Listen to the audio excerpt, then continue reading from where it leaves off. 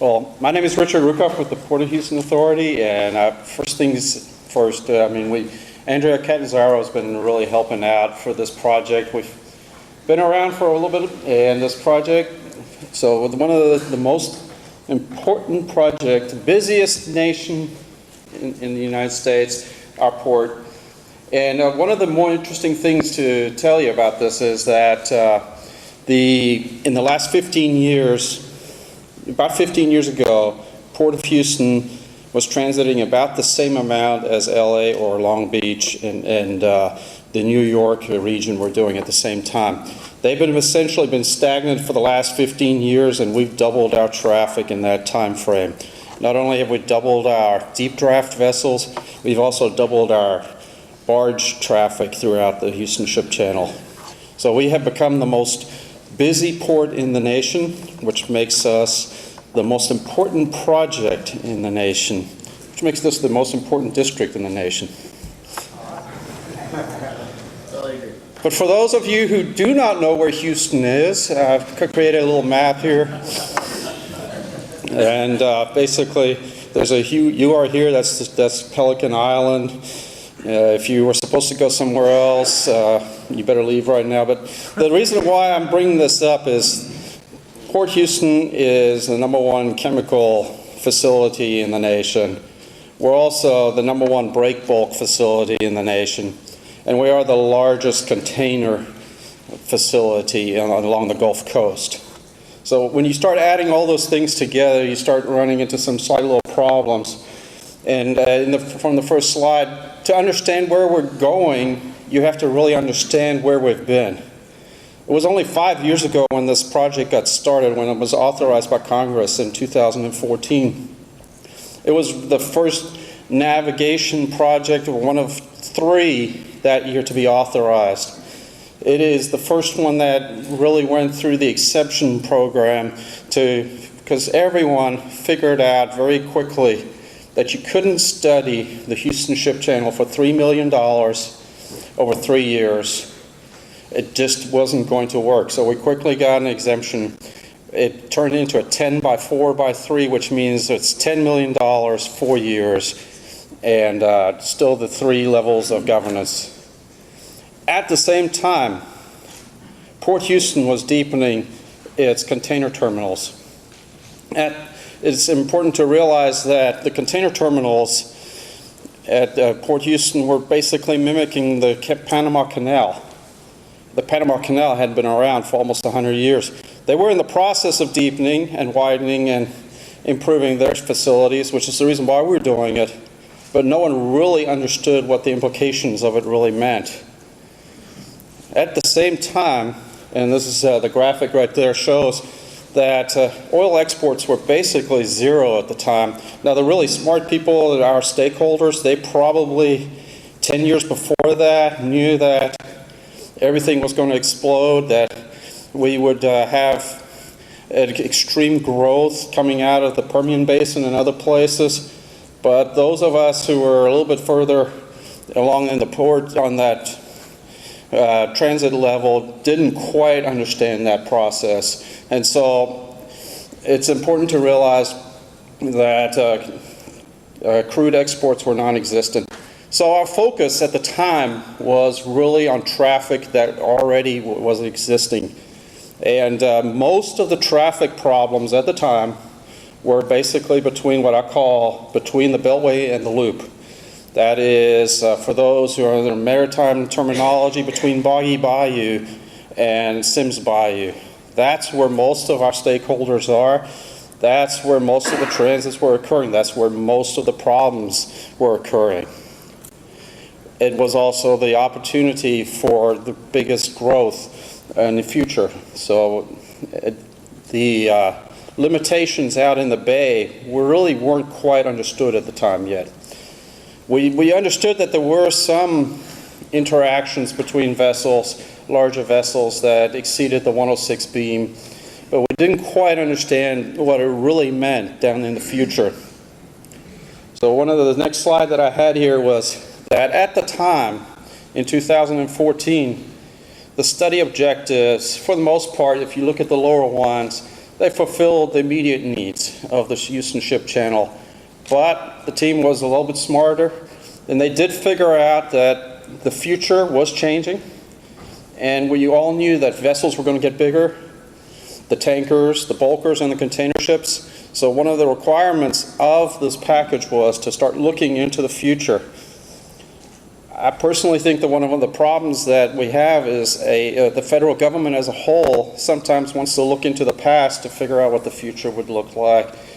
And so the economic modeling wasn't quite there. But it's important to realize that the team, the local team, had been looking into the future, things that are going to occur 20, 30 years from now.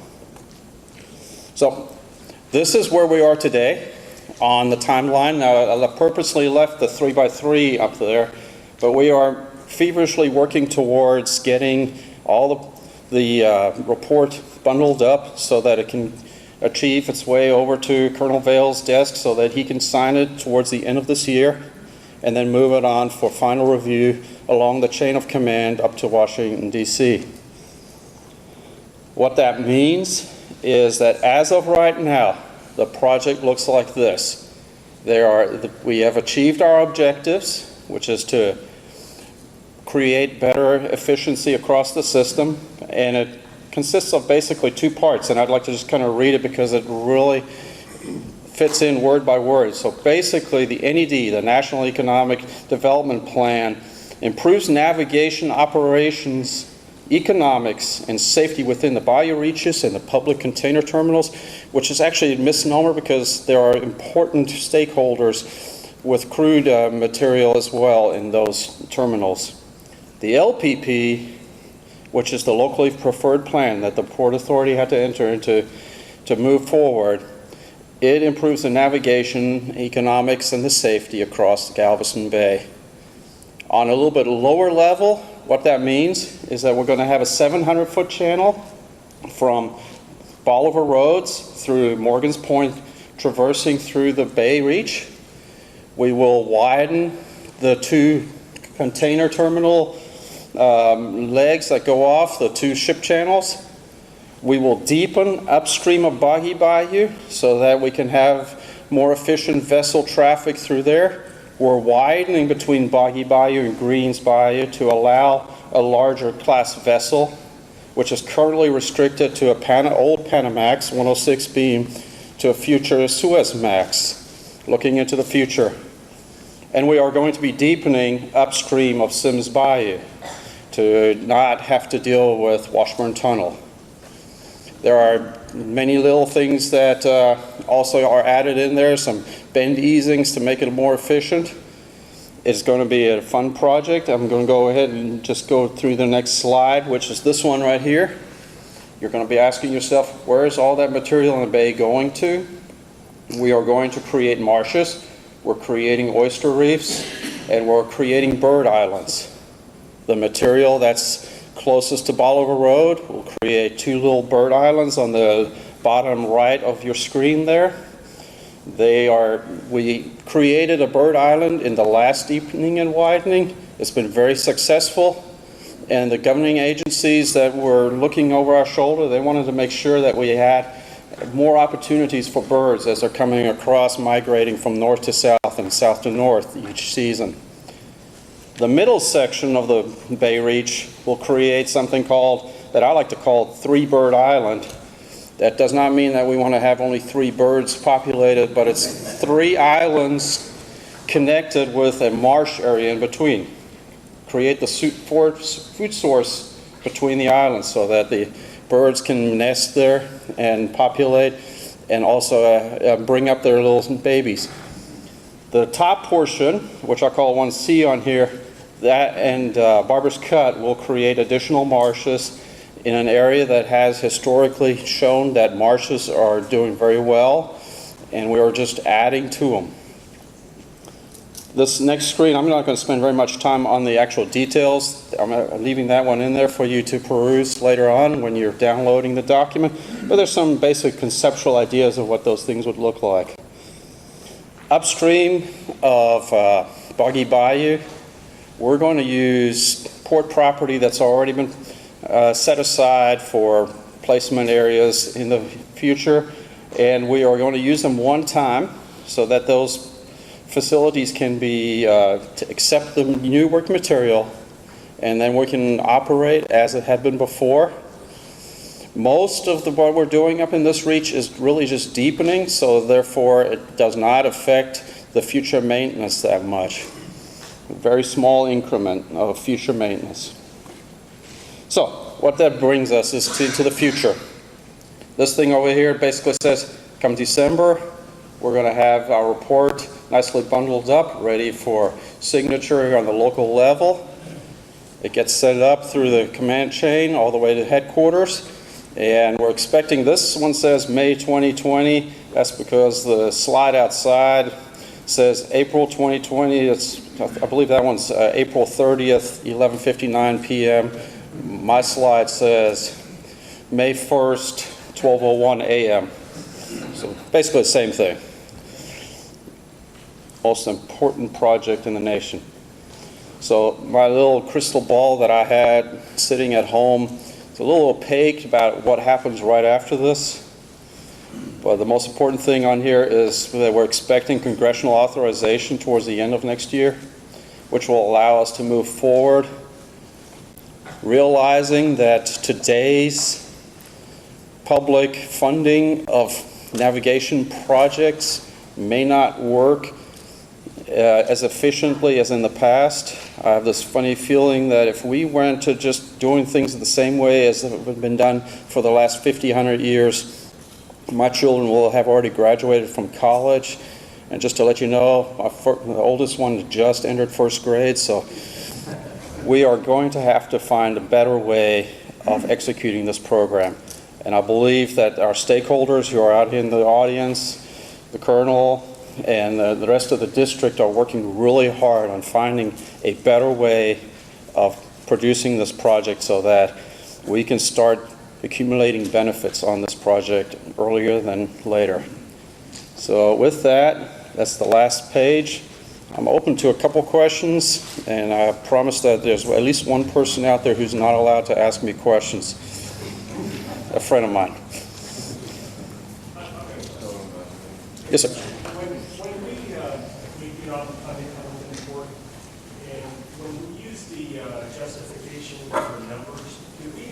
Galveston and Texas City in that, because it seems like, Texas City's the number 15 port, I think, we're arguably one or two, whatever by tonnage.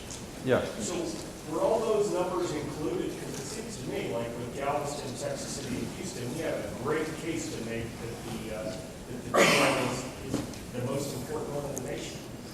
Okay, so to paraphrase your question is that did we include our other two non-federal sponsors' benefits to benefit our project, i.e. Galveston and Texas City, to being able to for loose terms, prop up our economic benefit? That actually kind of does not follow policy of the federal government, but you want to add anything else to that? Well, the scope of this project, the scope of this project is the Houston Ship Channel itself, and that it's defined as from Redfish all the way up to the turning basin. So the scope really didn't look at modifications that would improve any kind of transportation cost savings to those ports. So no, they were not part of this in the justification. Now, when you talk about overall importance of this area, sure, you can talk about those other benefits and all of the entities in this area that drive the benefits. But for the specific scope of this project, it was just the Houston Ship Channel.